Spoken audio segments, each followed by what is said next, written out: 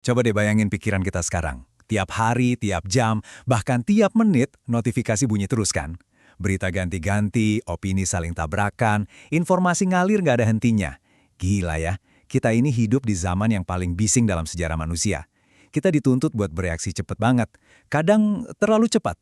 Oke, nah di penjelasan kali ini kita bakal ngebedah sebuah buku yang benar-benar fundamental. Logika, ilmu berpikir kritis karya Dr. Raja Oloan Tumanggor dan Karulu Suharyanto. Anggap aja ini bukan sekedar teori ngebosenin, tapi semacam panduan bertahan hidup buat kewarasan pikiran kita di tengah badai informasi sekarang ini. Nah, coba resapin pertanyaan ini sebentar. Gimana kalau masalah terbesar manusia modern itu bukan karena kita nggak bisa mikir, tapi karena kita udah terlalu jarang benar-benar mikir? Dalam banget kan? Ini tuh semacam tamparan keras dari buku ini yang langsung nantang asumsi dasar kita. Maksudnya gini, kita sering ngerasa pinter karena punya akses ke semua data di ujung jari kita. Tapi, apa kita benar-benar lagi gunain akal? Kenyataannya, kita hidup di dalam penjara kebisingan yang kita bangun sendiri. Tiap detik, otak kita dibanjiri opini sama headline yang super provokatif. Kita terus-terusan nyuapin otak dengan konten 15 detikan yang sadar nggak sadar, ngelatih kita buat gampang bosan. Terus kita kejebak di perang komentar, dimanipulasi sama algoritma yang tahu persis tombol mana yang bikin kita marah atau seneng, dan ujung-ujungnya, kita malah ikut-ikutan emosi massal. Penulis buku ini nekenin satu realitas pahit. Zaman sekarang, orang bereaksi jauh lebih cepat daripada memahami. Kita lebih cepat ngomong daripada ngerenung. Kita langsung bikin kesimpulan, bahkan sebelum ngelihat fakta utuhnya. Tapi, tahu nggak? Nggak selalu kayak gini loh. Mari kita ambil napas bentar, pelanin ritmenya, dan mundur jauh ke belakang buat ngelihat dari mana sih sebenarnya kemampuan berpikir kita ini berasal. Bagian 1. Dari mitos menuju logos, sejarah pertarungan akal. Jadi gini, ribuan tahun sebelum ada internet, manusia itu hidup di bawah bayang-bayang ketakutan dan mitos. Ada petir nyamber, oh dewa lagi marah. Ada wabah penyakit, udah pasti itu kutukan. Dulu, manusia nerima itu semua mentah-mentah, bukan karena mereka bodoh ya, tapi karena mereka belum punya keberanian buat nanya. Nah, terus masuklah kita ke apa yang disebut era kegelisahan. Beberapa orang mulai ragu nih. Mereka mulai mikir, kenapa ya? Apa sih penyebab aslinya? Gimana kita bisa yakin kalau cerita-cerita itu benar? Dari rasa penasaran dan ketidakpuasan inilah lahir yang namanya logos atau filsafat. Ini adalah transisi yang benar-benar elegan dari ketakutan buta menuju keberanian buat pakai akal sehat. Evolusi inilah yang bawa kita ke penemuan paling penting umat manusia. Bukan roda, bukan api, tapi logika. Bagian 2. Logika sebagai teknologi mental, sistem pembersih pikiran. Nah, disinilah buku ini bakal muter balikan pemahaman konvensional kita. Poin krusialnya tuh gini. Tolong jangan anggap logika itu kayak mata kuliah ngebosenin yang isinya cuma rumus kaku di papan tulis. Wah, sama sekali bukan. Penulis justru memposisikan logika sebagai sebuah teknologi mental. Bayangin ini kayak software antivirus pelindung di dalam otak kita. Sebuah sistem buat ngebersihin pikiran manusia dari bug atau error pas kita lagi mikir. Terus, kenapa ini disebut alat bertahan hidup? Karena akal manusia itu pada pengaturan defaultnya gak otomatis rasional. Logika itu harus secara aktif diinstal dan dilatih terus-menerus. Kalau nggak ada teknologi mental ini, sistem operasi di otak kita tuh sebenarnya rapuh banget.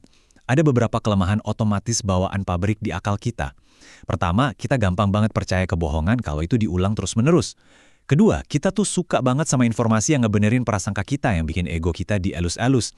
Dan ketiga, kita sering masuk ke jebakan bandwagon. Ya, kita nganggap sesuatu itu pasti benar cuma gara-gara jutaan orang lain juga percaya.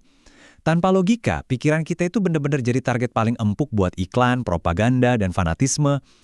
Mari kita ambil contoh yang dekat banget sama keseharian kita. Slogan iklan, orang pinter minum tolak angin.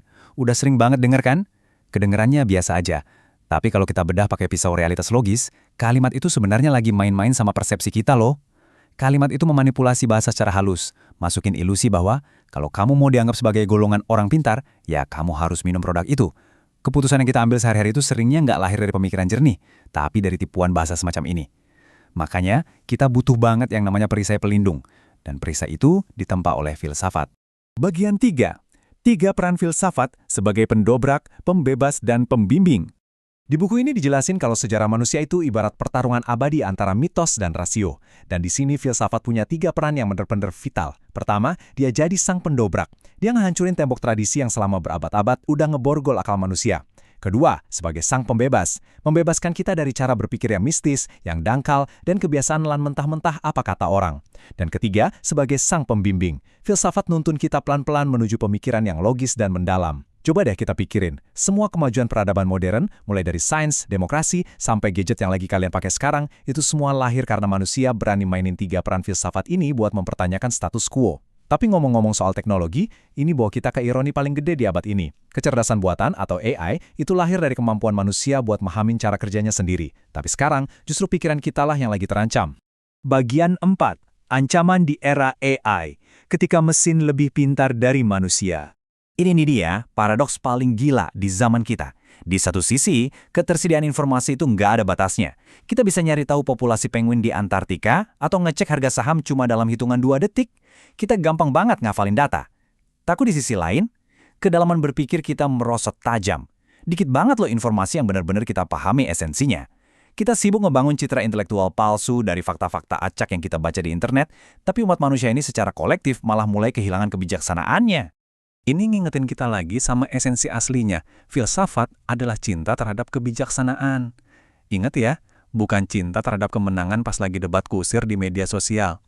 Bukan cinta terhadap perasaan paling benar di grup WhatsApp keluarga. Tapi cinta terhadap pencarian kebenaran itu sendiri. Krisis terbesar kita sekarang adalah semua orang pengen banget kelihatan benar. Tapi nyaris nggak ada yang mau bersusah payah nyari kebenarannya. Kita sering mikir kalau orang yang terlalu logis itu kelihatannya arogan, dingin, dan ngerasa paling tahu segalanya kan? Nah, penulis buku ini justru negasin hal yang sebaliknya. Logika sejati itu nggak akan pernah bikin kita sombong. Justru, logika itu bikin kita sangat merendah. Kenapa? Karena semakin dalam kita ngelatih pikiran, semakin kita sadar betapa terbatasnya wawasan kita, dan betapa luar biasa mudahnya kita buat salah. Makanya, para pemikir dan ilmuwan hebat itu selalu penuh dengan keraguan yang sehat, bukan keyakinan yang buta.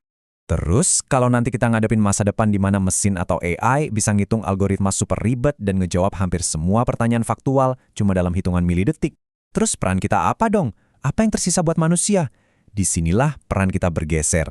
Kita nggak bisa lagi dinilai dari seberapa jago kita ngafalin sesuatu. Nilai kita sebagai manusia itu bergantung pada kemampuan tak tergantikan kita. Nanya dengan lebih tajam, ngeliat pola-pola yang nggak kelihatan, dan yang paling penting, ngerenungin makna di balik itu semua. Mesin emang bisa ngelakulasi dengan sangat sempurna, tapi sampai kapanpun dia nggak bisa merenung. Ada satu prediksi dari buku ini yang jujur aja lumayan bikin merinding. Kalau kalian mikir pemisah kelas sosial di masa depan itu adalah uang atau kekayaan material, kalian mungkin salah besar. Pemisah terbesar umat manusia di masa depan itu adalah antara mereka yang masih bisa mempertahankan kejernihan berpikirnya, dan mereka yang ngebiarin dirinya tenggelam hanyut dalam lautan kebisingan informasi murahan. Pada akhirnya ini bukan cuma soal jadi pinter, teman-teman. Ini soal karakter. Bagian 5. Keberanian untuk mencari kebenaran. Ngelatih logika, kayak yang diajarin di materi ini, sebenarnya sama dengan ngelatih keberanian murni. Keberanian buat berdiri tegak dan ngeraguin dogma yang udah dianggap mutlak sama masyarakat sekitar. Keberanian buat nanya satu lapis lebih dalam, pas orang lain udah ngerasa puas sama jawabannya. Keberanian buat misahin diri dari kerumunan dan mikir secara mandiri. Dan, ini yang paling susah dari semuanya. Keberanian buat natap cerminan ngomong ke diri sendiri. Mungkin selama ini aku yang salah dalam memahami dunia. Tanpa adanya manusia-manusia yang berani ngomong kalimat itu, peradaban kita ini nggak bakalan pernah maju. Jadi, setelah kita ngebedah semua struktur pemikiran ini, setelah kita ngeliat betapa rapuhnya pikiran otomatis kita, dan betapa gilanya arus informasi hari ini, saya pengen ninggalin kalian sama satu pemikiran terakhir. Di era algoritma yang serba tahu ini, di tengah gempuran AI dan banjir informasi yang nggak ada ujungnya, apakah kita sebagai manusia ini benar-benar lagi jadi makin kritis? Atau jangan-jangan kita justru lagi berubah jadi spesies yang paling gampang dikendaliin? Coba deh kalian renungin. Terima kasih udah ikut mikir bareng di penjelasan kali ini, dan sampai jumpa di pembahasan selanjutnya.